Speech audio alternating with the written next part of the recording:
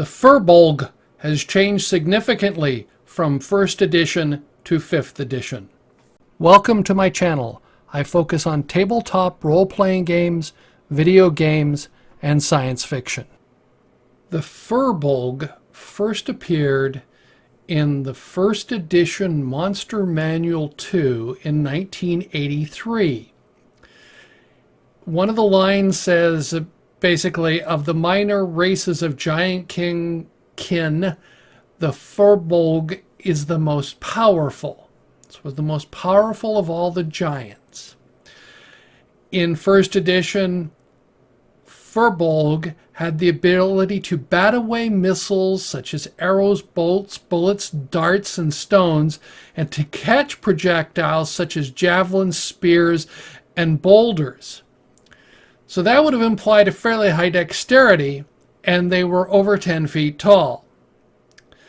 So then we move to the 2nd edition. 2nd edition, they're also said to be the most powerful of all the giant king because of natural intelligence and considerable magical power. It listed them as having a 19 strength. This was on the scale of 3 to 18 with double odd and 19. Yeah, it gets a little strange. That's in 2nd edition. Finally moved away from that, but it says they still had the ability to bat away missiles, and they were over 10 feet tall. Then we move to the 3rd edition. The 3rd edition, the Firbolg have a +1 on initiative, which means they have higher than normal dexterity. It listed their strength as 36, and their dex is 13, their constitution of 23, their intelligence of 14, their wisdom of 15, and their charisma of 14.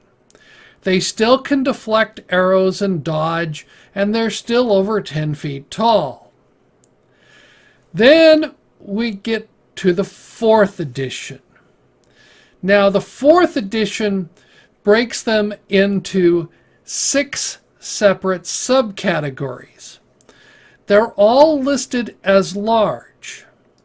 So you've got the Hounder, the Hunter, the Moonseer, the Blood Bear, the Ghost Raven, and the Master of the Wild Hunt. Each have their own set of stats. And I did some averaging. The average, going just by the average of all the 6 classes, you would run up with a strength of 21, a dexterity of 22, a wisdom of 22, a constitution of 19, an intelligence of 13, and a charisma of 14. Of course, the fun one would be the max, which would be 24, 28, 26, 21, 15, and 18. But that's a bit much. So then we come to the 5th edition. And the 5th edition makes the Firbolg a player character. The first thing that you notice is that they're no longer over 10 feet tall. In 4th edition, they were listed as large. In 5th edition, they're listed as between 7 and 8 feet tall. So they've shrunk significantly. They're no longer listed as a monster. You don't have them in the Monster Manual. You have them only as a player race. At least that's as far as I can see. Please correct me if I'm wrong on that one. I couldn't find them anywhere as being a monster, though of course you could always create a bunch of NPCs that were Firbolg. So what has happened to the stats? Well, according to my reading of the stats, Firbolg have a strength of +1 and a wisdom of +2. Strength of only +1. That really is somewhat bothersome. Okay, but for a 1st level character, that may be okay, but there should have, in essence, I don't know. I just have this problem of them going from the most powerful of the giants to a player character that is only got a +1 on strength. So they seem to have, shall we say, wimpified the Firbolg, significantly to make it a player character. Now, that would be normal if they, as they progressed, they increased in power, but they're still not going to, they're no longer this 10-foot tall, most powerful of the giants. They've been significantly changed.